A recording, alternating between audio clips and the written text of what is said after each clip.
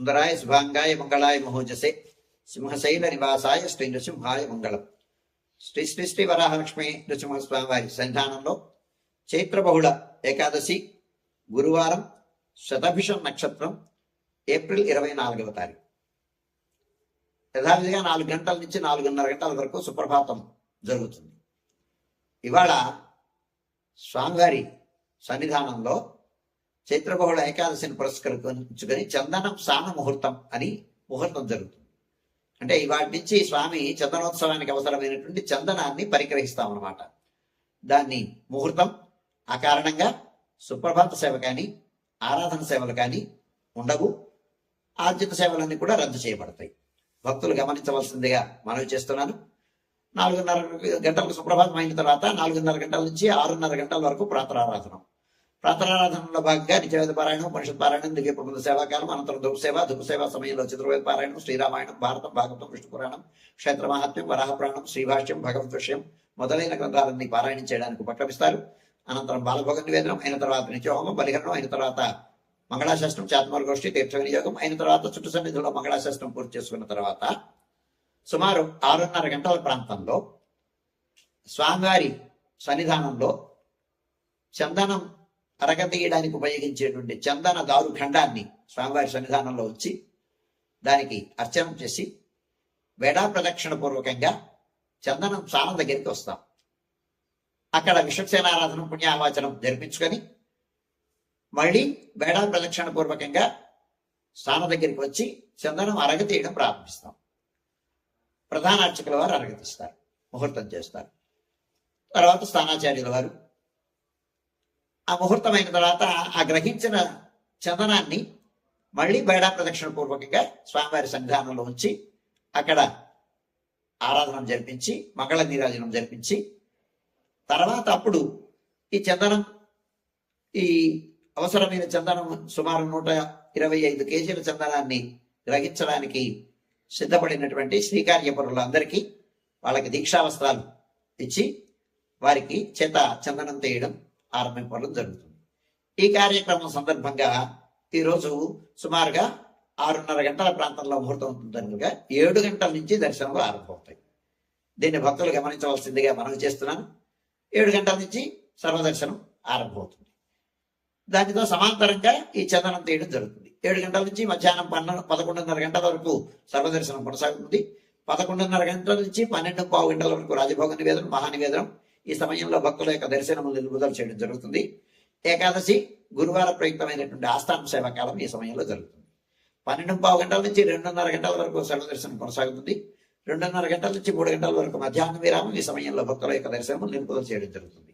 మధ్యాహ్నం 3 గంటల నుంచి రాత్రి 7 గంటల వరకు సర్వదర్శనం కొనసాగుతుంది.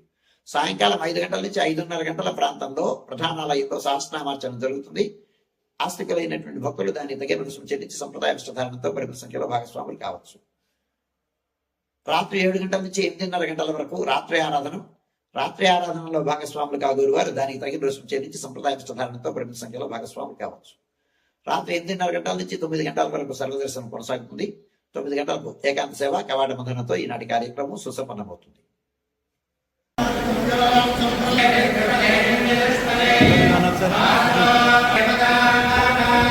సింహాచలం శ్రీ వరాహ లక్ష్మీ నరసింహస్వామి వారి దేవస్థానంలో ఈ నెల 30వ తారీఖున అక్షయ తృతీయ సందర్భంగా స్వామివారి నిజరూప దర్శనంకు ఏర్పాట్లు చేస్తున్నారు.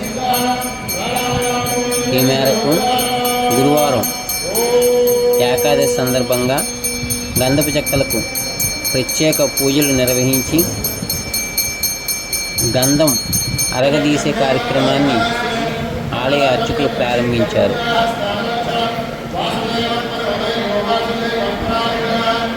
వైశాఖ శుద్ధ తదియ రోజున చందనయాత్రగా సింహాచల దేవస్థానంలో ఘనంగా నిర్వహిస్తారు. ఆ రోజు తెల్లవారుజాము నుండి రాత్రి వరకు స్వామివారి నిజరూప దర్శన భాగ్యమును భక్తులు కల్పించనున్నట్టు ఆలయ కార్యనిర్వహణాధికారి తెలియజేశారు. అదే రోజు రాత్రి శాస్త్రఘటాభిషేకం జరిగిన అనంతరం స్వామివారికి మొదటి విడత చందనం పోయినట్లు తెలియజేశారు. గురువారం ఉదయం 6:30 నుండి దేవస్థానం ఆవరణలో గంధపు చెక్కల ఆయుర్వేద కార్యక్రమం ప్రారంభించారు.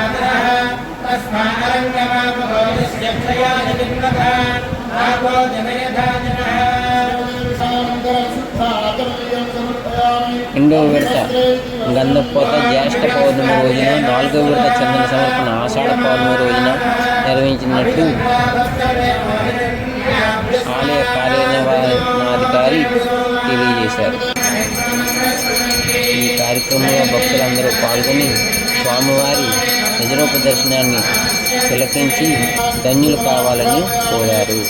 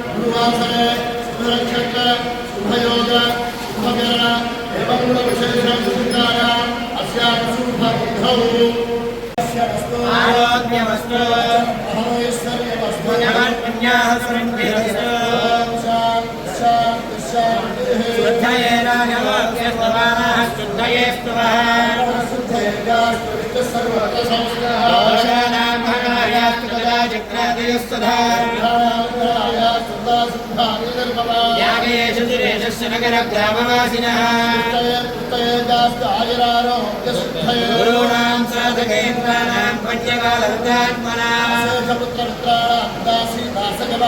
వేదశాస్త్రాగమాదీనాం సంతత్వానాయ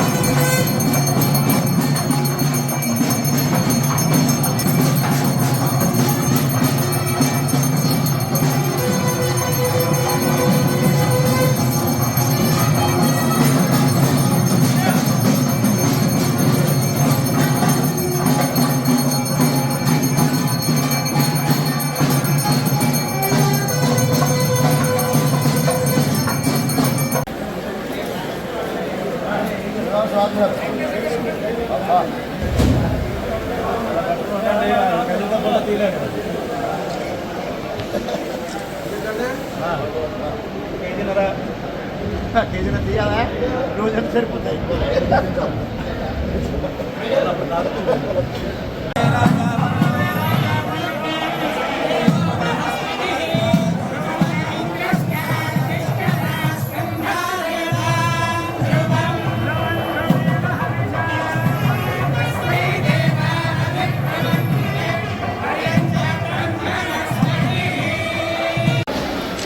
ఇంకో పట్టుకో ఒకసారి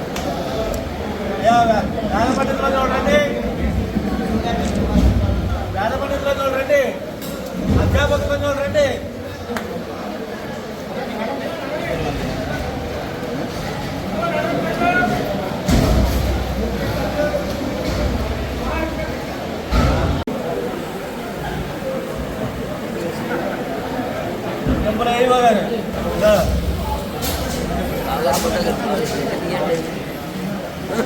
ఎప్పుడు శోభన్ రెడ్డి గారు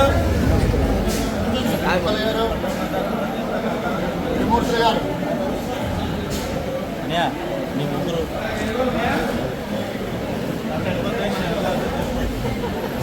ఫార్మాలిటీస్ పూర్తిపోయాక లాస్ట్ టైం అదే హైలైట్ అయిపోయింది.